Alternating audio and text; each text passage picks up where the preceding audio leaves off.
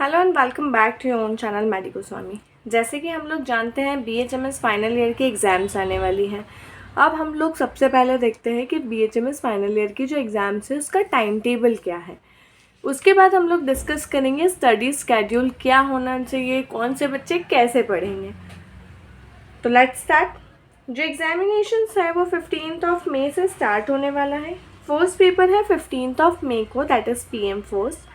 Second paper है PM second 17 मई को। Third paper जो है वो है 20 मई को HMM फर्स्ट, 22 को है HMM सेकेंड, 24 को है ऑर्गेनॉन फर्स्ट, 27 को है ऑर्गेनॉन सेकेंड। रिपर्टरी है 29 को और 31 को है CM। बहुत ज़्यादा कम छुट्टियां हैं। Though it can be profitable, it may can cause loss to you.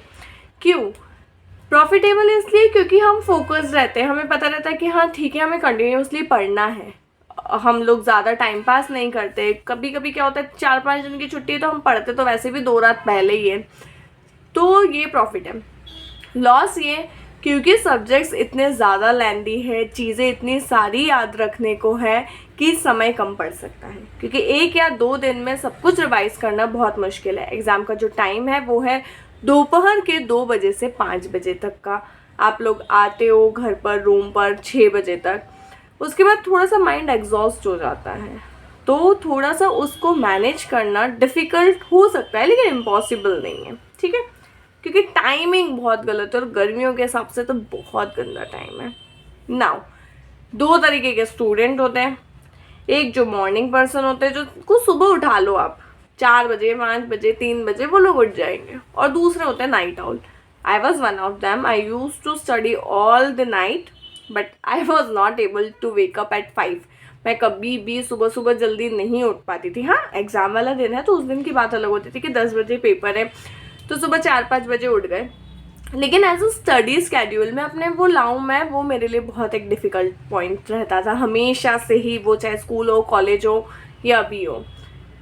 तो 2 तरीके के टाइम टेबल मैंने बनाए हैं। आप अपने अकॉर्डिंग इसको थोड़ा सा कस्टमाइज़ कर सकते हो और आप डिसाइड कर सकते हो कि आप मॉर्निंग में कंफर्टेबल हो या इवनिंग में कंफर्टेबल हो। दूसरी चीज़, ये कभी नहीं करना कि यार आज का टाइम टेबल फॉलो नहीं हुआ तो कल से फॉलो करना बंद कर देना। आपने एक चीज़ स्किप की ना, दूसरे पर कूद जाओ, वो तो कंप्लीट करो।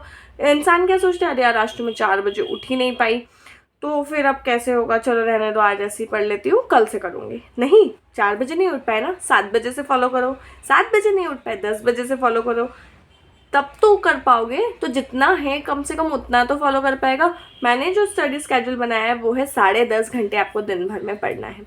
कुछ बच्चों के लिए बहुत ज़्यादा होगा, अरे मैम पागल हो गई है क्या, 10 घंटे कौन पढ़ता है। लेकिन अगर आप पढ़ लोगे तो शायद फिर से एग्जामिनेशंस में अपीयर नहीं होना पड़ेगा, इंटर्न चालू हो जाएगी, कुछ अच्छा कर पाओगे।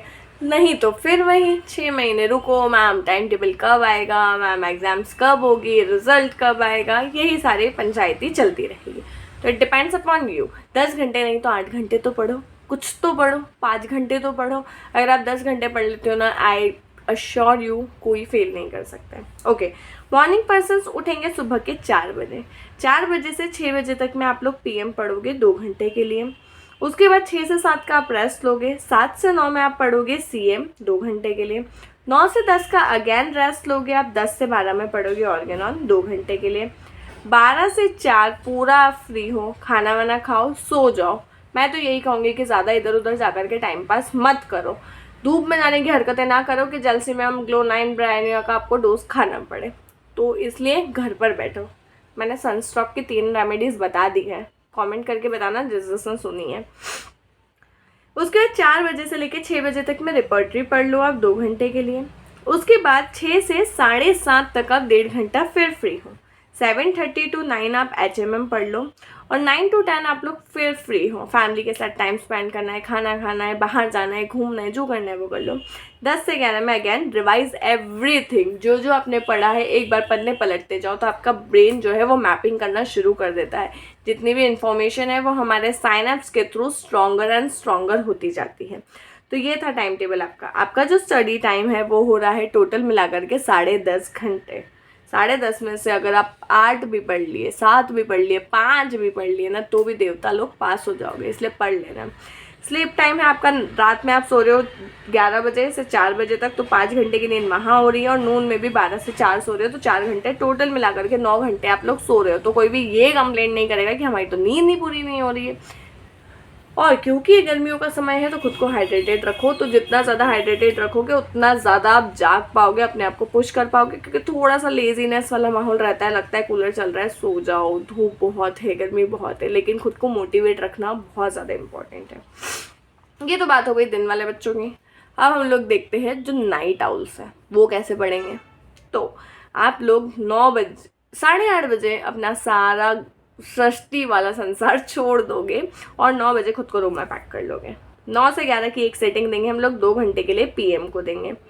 11 से 11:30 का आप एक छोटा सा ब्रेक लग सकते हो। उस ब्रेक में कोशिश करना कि आप लोग फ़ोन ना चलाओ, क्योंकि फ़ोन चलाने से हम लोग डिस्ट्रैक्टेड हो जाते हैं। 11:30 से 12 1 कब बज जाएगा हमें पता नहीं चलेगा। 11:30 से 1 में हम लोग सीएम पढ़ेंगे अगैन फॉर 1.5 आवर। 1 से 1:30 बजे तक के लिए फिर आप एक ब्रेक ले सकते हो अगर चाहो तो। अगर आपको लग रहा है एक छोटा सा नैप में आपका काम हो जाता है 15-20 मिनट का, तो आप सो सकते हो। और अगर आपका काम नहीं होता है, पता चला सुबह ही उठ रहे तो नहीं सो, उस टाइम छत पर घूम लो या सॉन्ग सुन लो, कुछ भी कर लो। 1:30 से 2:30 बजे तक 1:30 to 2:30 हम लोग वापस से रिपोर्टरी पढ़ेंगे फॉर 1 आवर। 2:30 से फिर अगेन शॉर्ट ब्रेक लेंगे 15 मिनट का। 2:45 से 4:45 2 घंटे हम लोग ऑर्गेनॉन पढ़ेंगे। 2 घंटे नहीं पढ़ पा रहे हो, 1 घंटा पढ़ पा रहे हो, 1 पढ़ो। 1:30 पढ़ पा रहे हो, 1:30 पढ़ो, लेकिन पढ़ना ज़रूर है, ठीक है। उसके बाद आप 4:45 बजे तक सो जाओ। उसके बाद आप सुबह 8 बजे उठे, 9 बजे उठे, 10 बजे उठे, 10 से 12 में HMM पढ़ लो 2 घंटे के लिए। 10 बजे नहीं उठे, 10 बजे उठे 11 बजे पढ़ने बैठ जाओ, 11:30 बजे बैठ जाओ, लेकिन HMM करो। HMM के बाद हम लोग, आपको अगर खाना वाना खाना है, अगर आपने 10 बजे तक नहीं खाया है तो आप फिर अभी वापस से खा सकते हो या कुछ भी कर सकते हो। 12 से 2 में हमें फिर से रिवाइज करना है। अब आप चाहो तो अपना टाइम टेबल यहीं पर भी आप रोक सकते हो कि आप 2 बजे बाद फ्री हो रात के 9 बजे तक। तो यहाँ आप बहुत सारी चीज़ें कर सकते हो, like you will have 6 to 7 hours. या तो फिर आप ये कर सकते हो कि थोड़ा सा सोने के बाद आप शाम में 5-6 बजे वापस जाकर 6 से 7 1 घंटा फिर से पीएम पढ़ लिया, अगर आपको लग रहा है, या पीएम सीएम जो भी आपका वीक सब्जेक्ट है आप उसको यहाँ पर पढ़ सकते हो, तो आपका और ज़्यादा थोड़ा सा टाइम इंक्लूड हो जाएगा। नहीं, अगर सिर्फ इतना भी फॉलो कर रहे हो तो भी आप 10.5 आवर्स के लिए पढ़ाई कर रहे हो। ये वाला 1 घंटा अगर आपने फिर इंक्लूड कर लिया तो आप 11.5 आवर्स की पढ़ाई कर रहे हो। और आपका जो स्लीप शेड्यूल है वो भी बिल्कुल नहीं बिगड़ा है। स्लीप टाइम आप नाइट में सो रहे हो 5 से 9 4 घंटे के लिए, और 2 से 6 4 घंटे के लिए। 8 घंटे का आप प्रॉपर नींद ले रहे हो। 8 नहीं तो 7 का तो ले रहे हो ना, ठीक है, 7 का ही लेना चाहिए, ठीक है। उसके अलावा कुछ की पॉइंट्स हैं जो हम लोग डिस्कस करेंगे। सबसे पहले प्रायोरिटाइज हर चीज़ में कर दो, फ्रेंड्स में, फैमिली में, सब्जेक्ट्स में, सिलेबस में, हर चीज़ में चीज़ों को प्रायोरिटी देना शुरू करो। क्या ज़्यादा इम्पॉर्टेंट है उस अकॉर्डिंग काम करो। एक दोस्त आया, चल यार घूम के आते हैं, दूसरा आया, चल यार पढ़ लेते हैं। यू हैव टू प्रायोरिटाइज, आपको कहाँ जाना है, कब जाना है, किसके साथ जाना है। Second, prioritize about subjects.